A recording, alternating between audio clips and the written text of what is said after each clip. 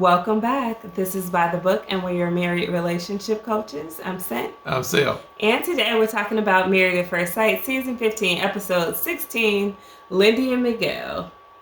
And I don't know if this is the honeymoon phase of the cycle of abuse for Miguel, or if they're really trying to get back on track as decision day looms ahead.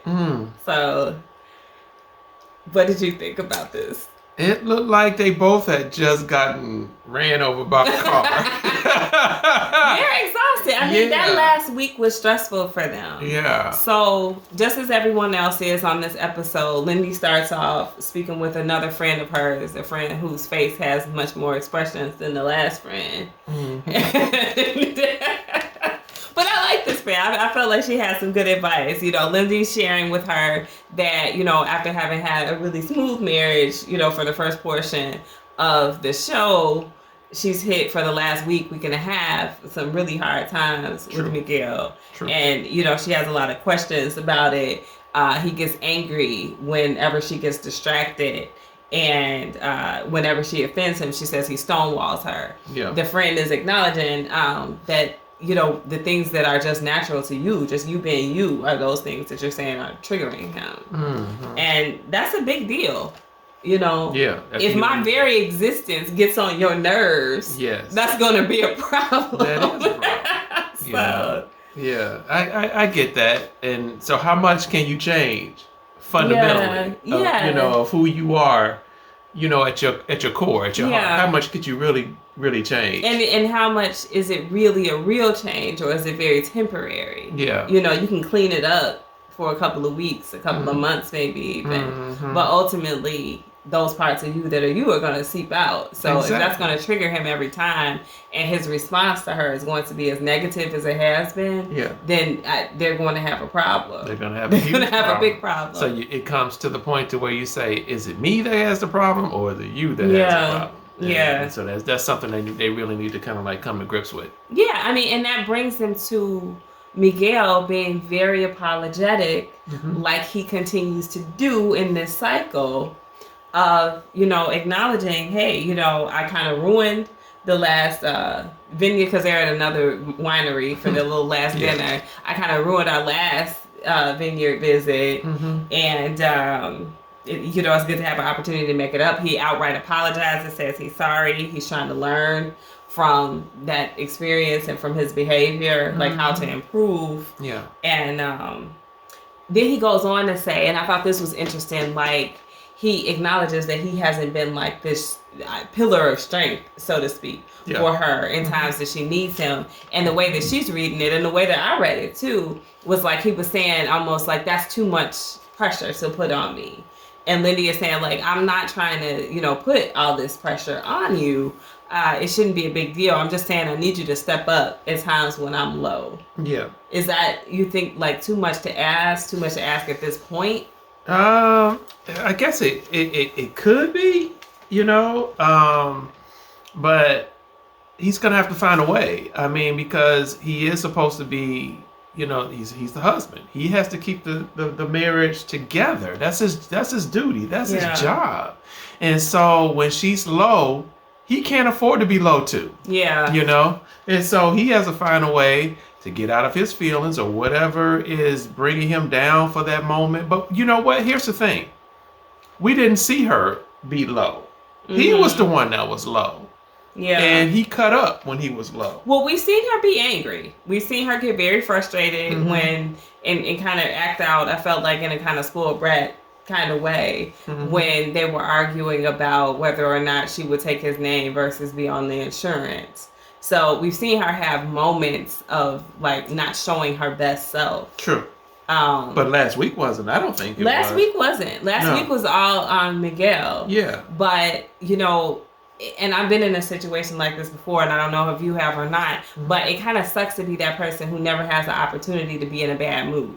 So he's in a bad mood and he has to be catered to. You've got to read the room. You've got to, tailor yourself to what he needs and his behavior and exactly the little nuances that he's going to have in what triggers him and what doesn't. Yeah. And what if she happened to be simultaneously having a bad day? Yeah. Then what? Then they would have just completely fallen apart. Exactly. Yeah, exactly. I mean, because anyone can have a bad day. I can have a bad day. My wife can have a bad day. But through that bad day, respect needs to be maintained. Yeah. And then what's so hard about saying, you know what, I don't feel good. And so whatever we were planning on doing, going to a movie, going to a park, I may have to sit this one out because my mood is off. That's key. And I acknowledge that my mood is off. And in that way, that person is taking responsibility for their own feelings, their own mood, and they're not putting that responsibility off on their partner to try to manage their partner's emotions, because that's just not right. Yeah. Now, the only thing I will say about that is that's where this process, this married at first sight process, kind of weighs in and puts that at a real, it's difficult to accomplish that step away because I'm having a bad time, because they're requiring them to participate in the process. They're requiring them to be on camera. They happen to be at her prom, and he had to be there. True. So it did put him in a position where if he even wanted to pull away, he probably really couldn't. Yeah. Without looking terrible, or maybe not without even honoring the contract. Yeah. So I don't know. He may have wished that he could have, but he didn't have an opportunity to do so. No, he didn't. But I'm gonna tell you what, he better be glad that it was just him, because if Lindy can get as bad as she continues to say that she can get, they would have blew that whole place up. I'm surprised she didn't. I was surprised that she didn't really kind of fly off the handle. It seems like her excess of emotion turns this into tears. It's not as menacing as what she kind of made it seem like it would be. Yeah. Like she's just gonna go off and start flipping stuff over. That's what I was expecting.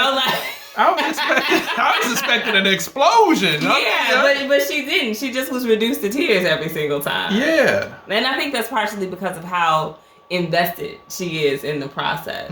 Which kind of brings me to the end of their scenes with this episode, when they're sitting and they're talking, and they're both saying that they have to, Lindy started off saying she was mentally prepared for whatever decision it is that Miguel is going to make. Yeah. And he's still trying to process whether or not he can take what it is that she gives. He feels like she's so emotive and she overwhelms him with her personality. He said this is the first time he's ever dealt with somebody who's kind of like, I guess, extremely emotional like her. And also probably somebody who cuts him off and does things that he feels is disrespectful. The way that she does.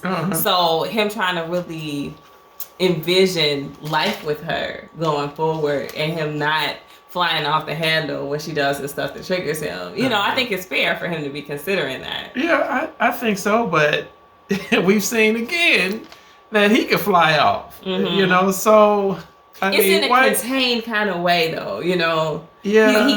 He can get at you without like yelling, raising his voice, cursing and swearing. Yeah. But he can still really dig deep. Yes. Especially in terms of like the way that she receives things. Yes. I mean, because sometimes it's not what you say, it's how you say it.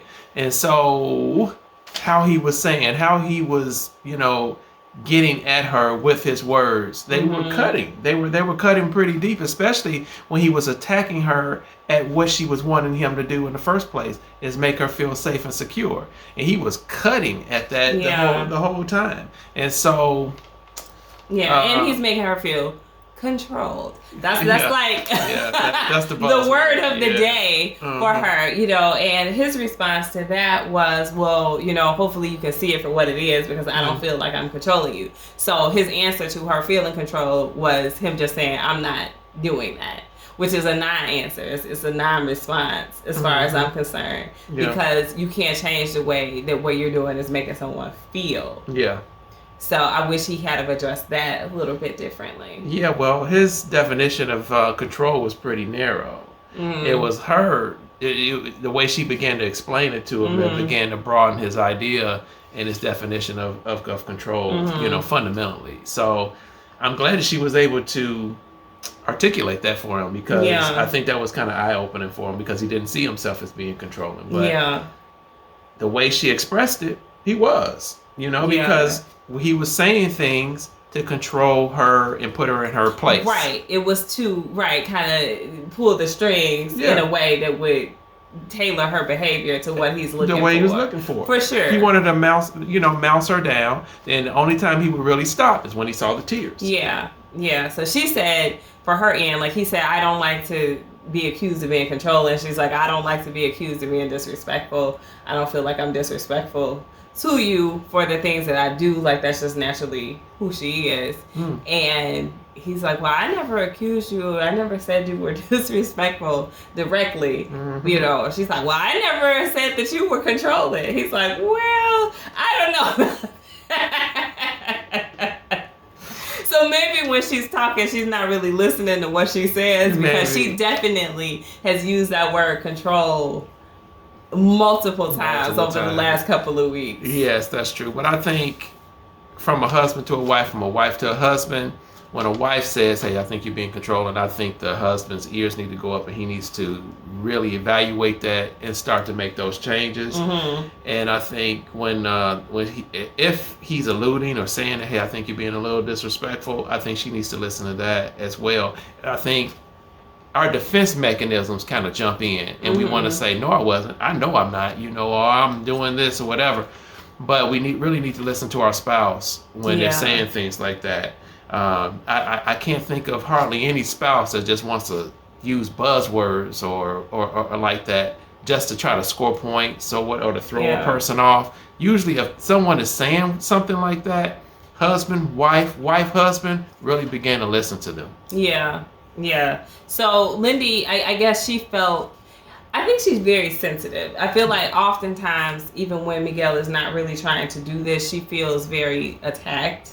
Because even in that conversation, she's like, well, I'm not the only one who needs to work on things. Like, you got some stuff to get together too. I love that. I'm glad that she said it. I don't know how powerfully I think she said it. Yeah. And I don't know how much Miguel really took it to heart. I think that, I don't want to call him a narcissist, but I think that he thinks he's got his stuff together. And she's the one who needs the work. So he's apologetic, but I don't know how, I don't know how much I believe in his apologies that he makes. I feel like it's more of that, I'm sorry that you feel that way type of an apology, rather than, I'm sorry, let me change my behavior. Yeah. Well, when she told him that, I don't want you to be my counselor, and you have some other stuff, like you just said, you have some stuff that you need to work on too, I was kind of applauding her for that one, because no one wants to feel like their spouse is having to fix them. Who wants that? I don't care if I'm an absolute wreck. I don't want my wife to feel like I'm some project for her to fix. So, and it's not your spouse's responsibility to fix you in the first place. And so what it is for both of us to come together and work on ourselves, to blend with one another, to become one soul, to become one flesh. And so when we're doing that, then the marriage is prospering and we're growing as individuals. And so, but it's never a case of someone is above another person or someone's beneath another person. And that's how it feels. And that's the way he was making her feel. Like, you're so high up and you're so perfect, I don't need you to fix me. I mean, who are you? Yeah. I mean, again, like I said, he did give some acknowledgments of his wrongs, his faults, but I just, they're not ringing as very sincere to me. And you guys let us know what you think about that. Maybe he is sincere. I just feel like he's good with his words. I'm still like in that shaky trust phase with Miguel. I feel like he has the ability, especially with somebody younger than him and somebody who's like less experienced in a worldly sense than him, to kind of, reign over her. Yeah. Like you just said. Yeah. Well, a lot of his tone that he was trying to express to her last week was one of a father to a child. Yeah, it was. It did give that kind of vibe. Mm-hmm. So anyway, guys, there wasn't much for them this episode, so we're really looking forward to the finale. I think they are both going to say yes, but I think that they're going to split up before the reunion. That's my prediction. Yeah, I think they're both going to say yes too. And without any counseling, without any therapy, they're not going to make it. No, it's going to fall apart. So if they want to say yes and they are really honest about staying together, then they're going to immediately probably get into some type of counseling and begin to work out some of those differences, because to be honest with you, I do see enough kind of like there for them to kind of like work on the big spiritual difference, the unequally yoked thing. I think that would have to be addressed eventually. Yeah. But the conflict resolution and all of that, I think they can work on all of those. Yeah. Well, we'll see. Let us know what you guys think. Let us know if you think they're going to split on decision day or stay together. Drop those comments below, guys. Like, share, subscribe. We'll talk to you soon.